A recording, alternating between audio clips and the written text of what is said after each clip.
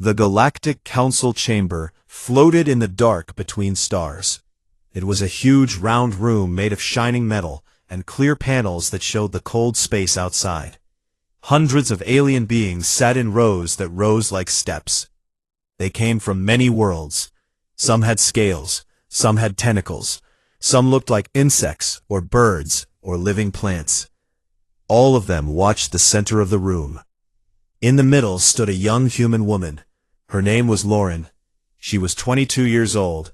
She had short brown hair and green eyes that did not look afraid. She wore a plain gray prisoner suit. Her hands were locked together in front, with glowing blue energy cuffs. The cuffs made a soft hum. She stood straight on a round platform of clear material. Everyone could see her clearly. Around her, the council members talked in low voices. Their translators turned the strange sounds into words that everyone could understand. The air smelled of metal and different alien scents. A few small drones floated near the walls, ready to act if needed. At the highest seat sat the judge. His name was War. He belonged to the Zeth race. He was very tall, even when he sat. His body was covered in hard black shell, like an insect. His face had large compound eyes and sharp mandibles that clicked when he spoke. Long feelers moved on his head. He wore a robe of deep red cloth with gold marks that showed his high rank. In his upper hands, he held a thin staff made of crystal.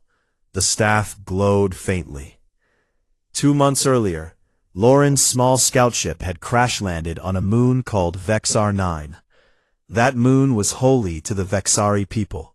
They said no one could step on it without permission. Lauren's ship had engine trouble. She tried to land safely, but the ship slid and broke an old stone shrine. Pieces of the shrine turned to dust. No one died, but the Vexari called it a great insult. They said it was done on purpose to make trouble. The Galactic Council took the case very seriously. Humans were new to the big galaxy. Many older races thought humans were loud, quick to fight, and not very smart. The council wanted to show that rules mattered, even to the newest members. Now the trial was almost over. Witnesses had spoken. A tall Vexari with feathers on his arms showed pictures of the broken shrine. Another alien, a slow-moving creature with many eyes, said he saw the human ship come in too fast. A third witness, from a race of gas beings kept in clear tanks, said the crash looked planned. Lauren had said little during the trial. She only answered questions in short words. It was an accident. The engines failed. I tried to save the ship and my life. Her voice stayed calm. She did not cry or shout. Ethan, her older brother, watched from a side balcony. He was not allowed on the main floor. His hands pressed hard against the barrier. He had short black hair and the same green eyes as Lauren. He wore the blue uniform of a human scout pilot.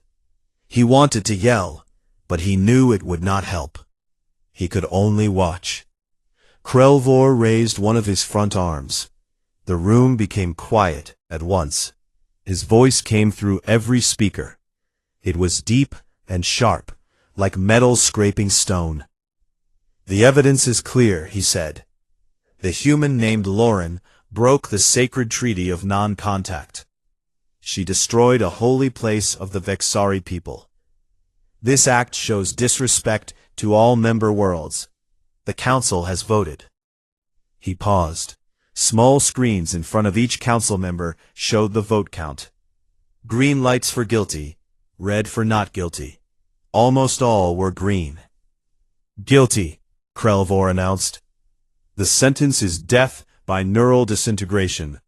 This will happen now, in this chamber, so all may see. Let it be a lesson. No one is above the law of the council. A low sound of agreement came from many seats. Some aliens nodded their heads or moved their feelers in approval. A few looked uncomfortable, but they stayed silent. 2 enforcement drones moved toward Lauren. They were round machines with red eyes and thin arms. They carried the tools for the execution. A ring of blue light started to form around her platform. It would grow brighter, and then send a wave through her brain and body. In a few seconds, she would feel nothing ever again. Lauren looked up at Krell. Her face did not change much. She did not shake. She did not beg. She only stared straight at the tall judge. Ethan felt sick in his stomach. He hit the clear wall with his fist, but it did not break. A guard next to him put a hand on his shoulder. "Stay calm, human," the guard said in a flat voice. Ethan pushed the hand away but did not fight more. The blue ring around Lauren grew stronger. The air started to smell like hot wires. The drones moved closer. Then Lauren spoke. Her voice was not loud, but it carried through the big room because the translators picked it up. "May I say something before you do this?" she asked. Krell tilted his head. His mandibles opened a little. It looked almost like a smile. Many council members made small sounds of surprise or amusement. A human asking to speak after the sentence? It seemed strange and weak to them. "You may speak," Krell said, "but make it quick. Time is short." Lauren took one small step forward. The energy cuffs pulled at her wrists, but she did not stop. "You think this will scare humans," she said slowly. "You think killing me will make the rest of us stay quiet and follow your rules. You are wrong." A few aliens laughed in their own ways. Some buzzed, some hissed. One tall creature with feathers shook like it was laughing hard. Krell clicked his mandibles again. Bold words for someone about to die, but words changed nothing. Lauren kept looking at him. "You did not ask why humans are different. You did not try to learn. That was your first mistake. Your second mistake is thinking we break the same way other species do." The blue ring was now very bright. It made a high whine. The drones raised their arms to start the final pulse. Lauren smiled just a little. It was not a happy smile. It was the smile of someone who knew something no one else did. Ethan saw that smile. His heart beat very fast. He knew his sister. He knew she never gave up. Not when they were kids on the hard colony worlds, not when their parents died in a storm, not when she flew scout ships into places no one else would go. Something was about to happen. The whine became louder. The blue light around Lauren grew brighter. It made a high, steady whine that hurt the ears. The two drones hovered close, their red eyes locked on her. Their thin arms pointed at her head and chest. In moments, the neural wave would start. It would burn through her thoughts first, then her body. Everyone in the chamber knew how it worked. Most prisoners begged or cried by now. Lauren did not. Krell sat high on his throne. His compound eyes reflected the blue glow. His mandibles moved slowly, almost lazy. He enjoyed this part. The moment when the guilty understood there was no escape. He lifted his crystal staff a little higher. The staff pulsed in time with the execution ring. "Proceed," he ordered. The whine became a scream. The blue light turned white-hot. The wave began to form, a shimmering wall ready to rush forward. Her voice cut through the noise like a knife. "Before you finish this," she said, "I want to ask one question." Krell paused. The drones froze. Their arms stayed raised, but the wave did not move yet. The judge tilted his head. His feelers twitched. In his long life, few spoke after the sentence. Fewer still asked questions. "Speak," he said. His voice carried amusement. "But no, it changes nothing." Lauren looked straight at him. Her green eyes were clear. No tears, no fear that anyone could see. "Why did you not ask what happens when you push a human too far?" she said. A ripple of sound went through the chamber. Some aliens made clicking noises. Others let out short bursts of air that sounded like laughter. A feathered delegate from the outer rim worlds leaned forward. "Push a human?" Krell repeated. "You are one small female of a young race. Your kind arrived in the galaxy only a short time ago. You build fast ships and talk loud. But you follow rules when forced. This execution will remind your people of that." Lauren shook her head once. You are wrong. You see what you want to see. You never looked at what we really are. More laughter came from the seats. A gas being in its tank bubbled loudly. A scaled creature with 4 arms slapped its knee plate in amusement. Krelvor raised one mandible in what might have been a smile. Enough. Your words are empty. The sentence stands. He lowered his staff. The drones moved again. The white light surged forward. But Lauren did not wait. She took a slow, deep breath. Her shoulders relaxed for a second. Then they tensed hard. Something changed in her body.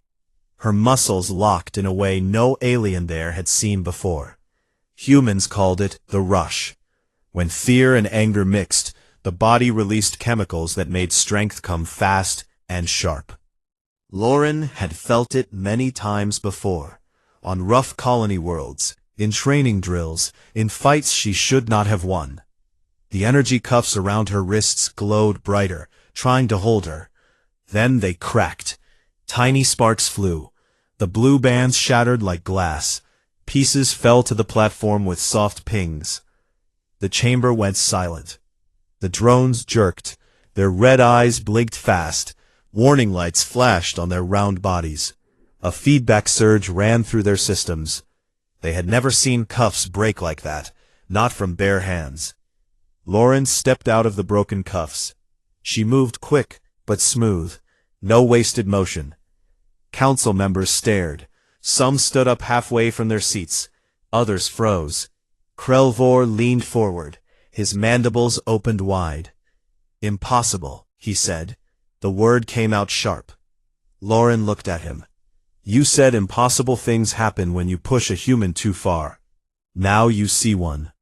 The platform was wide, but the distance felt short now. The drones tried to react. One raised an arm to fire a stun bolt. Lauren was faster. She grabbed the arm and twisted. Metal bent with a groan. The drone sparked and dropped to the floor. The second drone fired. A blue bolt shot toward her. Lauren rolled to the side. The bolt hit the clear platform and left a black mark. She came up running. Guards from the walls moved in, tall Zeth enforcers with spears of light. Winged security from the Avari worlds, heavy armored creatures from the deep mines. They all came toward the center. Ethan, still behind the barrier, shouted, "Lauren!" His voice was lost in the growing noise. He pounded the clear wall again. A guard grabbed his arm, but Ethan twisted free and slammed his elbow into the guard's chest plate. The guard stepped back. On the platform, Lauren reached the base of Krelvor's throne. The judge stood now. He was taller than any human. His shell gleamed under the lights. He raised his crystal staff. A shield of green energy formed in front of him. "You dare?" he roared. Lauren did not answer with words. She jumped. Her legs pushed hard off the platform. She cleared the first step in one leap, then another. The green shield hummed. She hit it with both hands. The impact made a loud crack. The shield bent, but held. Krelvor swung the staff. A wave of force came out. It should have thrown her back. Lauren braced. Her feet slid a little, but she stayed upright. The rush in her body burned hot. Pain shot through her arms, but she ignored it. She grabbed the edge of the throne platform. With one pull, she was up, face to face with the judge. The chamber watched in shock. No one moved. No one breathed loud. Krelvor stared down at her. His eyes were wide. For the first time, he looked unsure. Lauren spoke low, so only he could hear. "You sentenced me because you thought humans were weak. You thought we would beg. We don't beg. We fight." She moved fast. Her hand shot up. Her palm struck the soft spot under his mandible, the place where shell met softer tissue. A crunch sounded. Green ichors sprayed out. Krell made a high, pained click. He swung the staff again. Lauren ducked. The crystal end hit the throne and cracked the metal. She grabbed his lower arm. She twisted hard. Bone or shell snapped. The judge staggered. The drones and guards rushed the platform now. Weapons fired. Bolts flew past Lauren. One grazed her shoulder. Pain flared, but she did not stop. She yanked the staff from Krellvor's grip. It was heavy, but she held it. She flipped it in her hands. The crystal end pointed at the judge's chest. Krellvor tried to speak. His mandibles clicked weakly. "You cannot." Lauren pressed the staff forward. She found the control pad with her thumb. She pushed the same button he had used so many times. A pulse shot out, bright and silent. It struck the judge in the center of his thorax. His body jerked once. His eyes dimmed. He fell backward. His huge form hit the throne with a heavy thud. Then he slid to the floor and lay still. Green ichor pooled under him. The chamber exploded into chaos. Screams, shouts, alarms blared. Lights flashed red. Aliens ran for exits. Others stood frozen. Guards fired wildly. Bolts hit walls and consoles. Sparks flew. Lauren stood over the dead judge. She breathed hard. Blood trickled from the graze on her shoulder. The staff still hummed in her hands. She looked out at the panicked council. "You wanted a lesson," she said. Her voice carried through the speakers. "Here it is. Never sentence a human without knowing what we can do." Ethan broke through the barrier at last. He ran across the floor, dodging stunned guards. He reached her side. "Lauren," he said, "we have to go." She nodded once. Together they turned toward the nearest exit.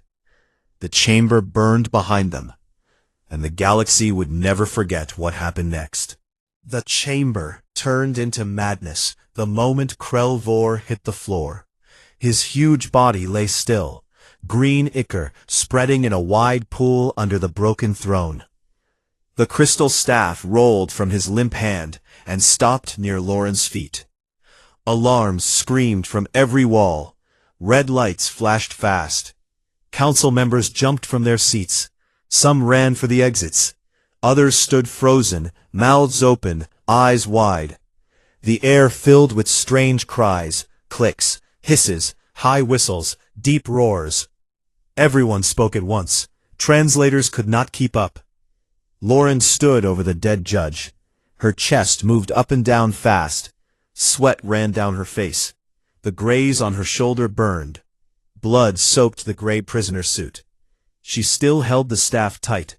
Its crystal end glowed weak now. She looked around the room. Faces stared back at her. Shock, fear, anger. No one had ever seen this before. A single human girl had killed the greatest judge in the galaxy, in front of them all. He pushed through 2 stunned guards. His face was white. His hands shook a little. He looked at Krellvor's body, then at his sister. "Lauren," he said in a low voice, "what did you do?" "I did what they forced me to do," she answered. Her voice stayed calm. "They wanted to kill me. I stopped them." More guards rushed in from the side doors. Zeth enforcers with long spears. Avari flyers with sharp talons. Heavy Gorath in thick armor. They formed a half-circle around the platform. Their weapons pointed at Lauren and Ethan. Laser sights danced on their chests. "Drop the staff," one Zeth guard shouted. His mandibles clicked loud. "You are under arrest." Lauren looked at them. She did not drop the staff. Instead, she raised it a little. The crystal caught the red lights and flashed. "You think you can arrest me now?" she said, "after what just happened?" The guards stepped closer. One fired a warning shot. The bolt hit the platform near her feet. Sparks flew up. Ethan moved in front of her. "Stay back," he yelled. He had no weapon, but his fists were tight. Lauren put a hand on his shoulder. "Ethan, get behind me." He did not move. She sighed once. Then she acted. She spun the staff fast. The crystal end swept in a wide arc. A wave of force came out, not strong enough to kill, but enough to push. The front line of guards flew backward. They crashed into the seats. Spears clattered to the floor. Screams rose again. Lauren jumped down from the platform. She landed light on her feet. Ethan followed close. They ran toward the nearest exit tunnel. It was a wide hall that led to the docking rings. People and aliens scattered out of their way. Behind them, more drones came, dozens now. Small flying machines with guns. They buzzed like angry insects. Red bolts shot past Lauren's head. One hit the wall and left a smoking hole. She turned, raised the staff again. This time she aimed higher. She pressed the control pad hard. A bright pulse shot out. It hit the lead drone. The machine exploded in a ball of fire. Pieces rained down. The other drones pulled back for a second. "Keep moving," she told Ethan. They ran into the tunnel. The floor shook from running feet and falling debris. Lights flickered. Somewhere an explosion boomed. Maybe a console had caught fire. Ethan looked back. "They are coming fast." Lauren nodded. She saw a side door. It led to a service corridor. She kicked it open. They slipped inside. The door closed behind them with a hiss. The corridor was narrow and dim. Pipes ran along the walls. Small lights glowed green. It smelled like oil and hot metal. They ran. Lauren's shoulder hurt more now. Blood dripped on the floor. She ignored it. Ethan panted. "Where are we going?" "To the shuttle bay," she said. "There is a human scout ship docked. It came with the observers." "You planned this?" "I planned to survive," she said. "That is all." They turned a corner. A lone guard stood there. A young Avari with blue feathers. He raised his talon blade. Lauren did not slow. She swung the staff low. It hit the guard's legs. He fell hard. She stepped over him. Ethan kicked the blade away. They kept going. Behind them, the alarms grew louder. Voices shouted orders in many languages. "Seal the bays. Find the humans. Do not let them escape." Lauren stopped at a locked panel. She looked at the controls. Symbols she did not know. But she had watched the guards use them during her detention. She pressed 3 buttons in order. A light turned green. The door slid open. They stepped into a wide bay. Ships sat in rows. Most were alien designs, curved, spiked, glowing. One small ship looked different. Straight lines, gray hull, human make, the scout ship. A pilot stood near it. Her name was Rachel. She saw Lauren and Ethan running. Her eyes went big. "Lauren? Ethan? What in the stars?" "No time," Lauren said. "We need to leave, now." Rachel looked past them. She saw the tunnel doors burst open. Guards poured in. Bolts flew. "Get in," Rachel yelled. They ran up the ramp. The door closed behind them. Rachel jumped into the pilot's seat. Her hands flew over controls. Engines hummed to life. Lauren dropped into a chair. She still held the staff. Ethan sat next to her. He strapped in fast. The ship lifted. It turned toward the bay doors. They were closing slow. Rachel pushed the throttle hard. The scout ship shot forward. It scraped the edge of the closing doors. Metal screamed. Then they were out. Space opened in front of them. Stars everywhere. The huge council station grew small behind. But ships followed. 3 Zeph fighters, fast and armed. "They are locking on." Lauren stood up. She moved to the small weapons station. It had 1 turret gun. She sat down, hands on the controls. "I can help," she said. Ethan looked at her. "You are hurt." "I am fine," she said. The turret moved. She aimed at the lead fighter, fired. A bright streak hit its wing. The fighter spun. Smoke came out. It fell back. The other 2 kept coming. Rachel begged hard. "Hold on." The ship rolled. Bolts missed them by little. Lauren fired again. 1 bolt hit a fighter's nose. It exploded in silent fire. The last fighter pulled away, maybe afraid now. Rachel set a course, jumping to human space. Hold tight. The engines roared, stars stretched into lines, the jump drive pulled them away. Inside the quiet ship, Lauren let the staff fall to the floor. She leaned back. Her shoulder throbbed. Blood stained her suit dark. Ethan touched her arm. You okay? A small smile came. I am alive, she said. That is more than they expected. Rachel looked back from the pilot seat. The whole galaxy saw it. Live feed. Every world. They know what happened. Lauren closed her eyes for a second. Good, she said. Let them know. The ship flew on, into the dark, toward home. But the story was not over. Far behind, in the broken council chamber, aliens stared at the body of War. They whispered. They feared. A new message had been sent, and humans had written it in blood. The scout ship jumped out of the council system in a flash of stretched light. Inside, the small cabin felt quiet after the chaos. Engines hummed soft. Stars looked normal again outside the windows. Lauren sat in the chair with her eyes half closed. Her shoulder wound still bled slow. The gray prisoner suit stuck to her skin with dried blood. Ethan knelt beside her. He found a med kit in the wall locker. He opened it fast. Hold still, he said. He pulled out a bandage pack and a pain shot. This will hurt a little. Lauren nodded. She did not speak. Rachel, at the pilot controls, kept looking back every few seconds. Her hands stayed tight on the stick. We are clear for now, Rachel said. No pursuit on scanners. The jump bought us time. But the whole galaxy saw what happened. The feed was live. Every station, every world. They have the recording of you killing War. Let them watch it again and again. Ethan pressed the bandage hard on her shoulder. She made a small sound, but did not pull away. He gave her the pain shot in the arm. The medicine worked fast. The sharp burn turned dull. You could have died back there, Ethan said quiet. They had you surrounded. You broke the cuffs. You took his staff. You ended him. In front of hundreds. Lauren looked at him. They gave me no choice. They wanted to erase me to scare humans. I showed them the opposite. If they try to crush one of us, we push back harder. Rachel turned her chair. The council is in pieces. Reports are coming in already.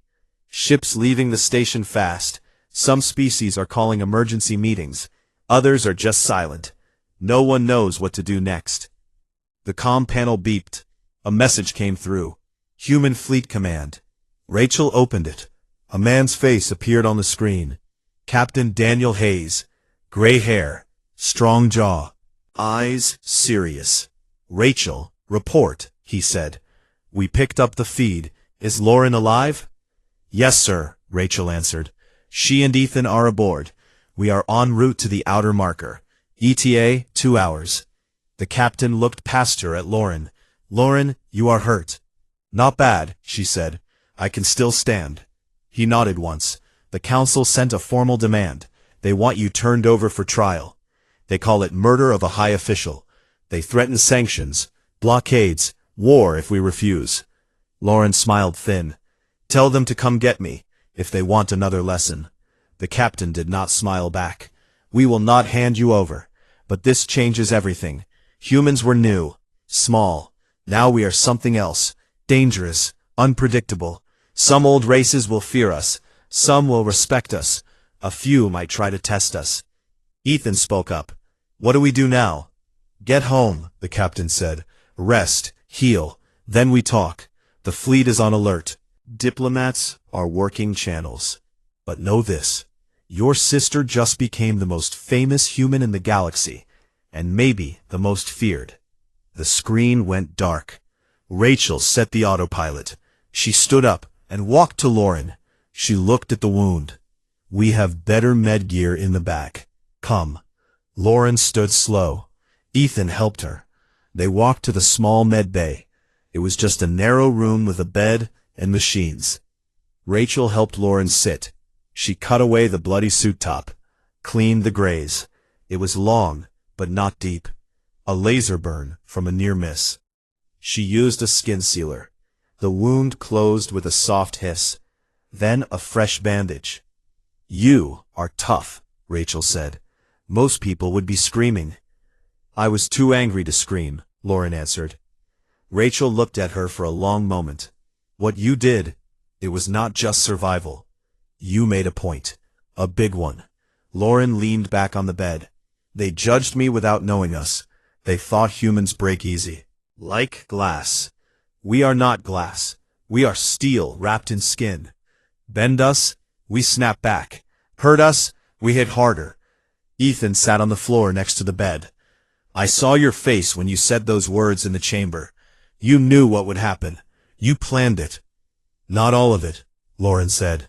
"I planned to break the cuffs. I practiced in my cell. The guards thought I was just sitting quiet. But I tested the cuffs every night. Found the weak point. The rest came in the moment. When the rush hit, I moved without thinking." Rachel shook her head slow. "The galaxy will talk about this for years. The girl who killed the judge. The human who turned execution into execution." Outside, the stars moved steady. The ship flew toward human space. Toward safety, but safety felt different now. Hours passed. Lauren slept a little. The pain shot helped. Ethan watched the scanners.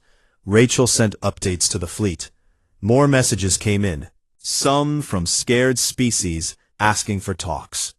One from a Vexari elder.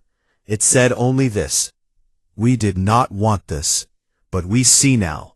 Humans do not forgive easy." Lauren woke when the ship dropped out of jump. They were near the human border station, a big ring of metal and lights. Ships waited there, human ships, fighters in formation, ready. Rachel docked smooth. The ramp opened. Soldiers in armor stood outside. They saluted sharp. A doctor came first. Checked Lauren quick. "She needs rest," the doctor said, "but she will live." They walked her out on a stretcher. She waved it away. "I can walk." Ethan stayed close. Rachel followed. Inside the station, people waited. Officers, pilots, civilians who had family on the station. They looked at Lauren like she was something new. Some whispered. Some stared open. A young girl, maybe 10, stepped forward. She held a small drawing, a human girl standing over a big bug judge, with words under it. "Lauren Strong." Lauren took the drawing. She smiled real for the first time. "Thank you." The captain from the message waited in a meeting room. Daniel Hayes. He stood tall. When Lauren entered, he walked to her. He put a hand on her good shoulder. "You did what no one else could," he said. "You showed them we are not prey." Lauren met his eyes. "I just wanted to live. They made it bigger." He nodded. "Now the galaxy knows. Some will hate us. Some will fear us. But none will ignore us again." Outside the window, the stars looked the same, but everything felt changed. The council station far away still burned in memories. Krelvor's body lay cold, his staff broken on the floor. Lauren looked at the stars. "They sentenced one human girl," she said soft. "They got a warning for the whole species." Ethan stood beside her. "What happens next?" She turned to him. "We get ready, because they will try again. But next time, we will be waiting." The room went quiet. Everyone felt it. A new age had started, not with words, not with treaties, with one act, one death, one human who refused to die quiet. The scout ship docked at the outer human defense station. It was a big ring of steel and lights that guarded the edge of human space. Ships floated around it like watchful dogs. Fighters patrolled in tight groups. Everyone knew something big had happened. The news feeds from the council chamber played on every screen. People watched Lauren kill the judge over and over. Some cheered. Some looked worried. All felt something new. Pride mixed with fear. Lauren walked down the ramp on her own. Her shoulder was bandaged tight. The pain shots still worked, so she moved easy. Ethan stayed close on one side, Rachel on the other. Soldiers in clean uniforms lined the dock. They stood straight. When Lauren passed, they saluted sharp. Not just to her rank, to what she had done. Captain Daniel Hayes waited at the end of the line. He stepped forward. His face was hard, but kind. He looked at Lauren like a father looks at a daughter who came home from war. "You made it." His voice was low. Lauren nodded. Barely. He put a hand on her arm. Gentle. "The council is broken. Their station is half empty now. Many left before the fire stopped. They argue in small groups. No one wants to lead. No one wants to be next." Ethan spoke up. "What do they want from us?" "Terms," the captain said. "They sent messages, not demands, requests. They want talks, real talks. They say the old ways failed. They want to understand humans better." Lauren looked out a big window. Stars filled the black. Far away, in another part of space, the council chambers still smoked in her mind. "They understand now," she said. "They understand. We do not die quiet." The captain led them inside. They walked through wide halls. People stopped to look. Some whispered her name. A mechanic wiped his hands on a rag and gave her a thumbs up. A young pilot saluted from a doorway. Lauren kept her face straight. She did not like the attention. But she knew it came with what she had done. They entered a big meeting room. Screens covered one wall. Maps of the galaxy showed in green and blue. Dots marked human ships. Red dots showed council fleets. Some red dots moved slow. Some stayed still, waiting. A group waited inside. Admiral Maria Lopez stood at the head of the table. She was short, with silver hair pulled back tight. Her eyes were sharp. Next to her sat diplomats in gray suits, scientists, military officers, all human, all quiet. The admiral looked at Lauren. "Sit," she said, "not a command, an offer." Lauren sat. Ethan and Rachel took chairs beside her. The captain stood behind. The admiral spoke first. "You changed the game, Lauren. One act, one death, and now the galaxy looks different. Species that ignored us now send messages. They ask questions. They offer gifts. Some offer alliances. Others offer warnings. But all of them ask the same thing. What do humans want?" Lauren leaned forward. Her hands rested on the table. "We want respect. Not fear. Respect. We want our ships to fly free, our colonies to grow, our people to live without looking over their shoulders. If they give that, we give peace. If they try to chain us again, we fight." The room stayed quiet for a moment. A diplomat named Brian Cole spoke.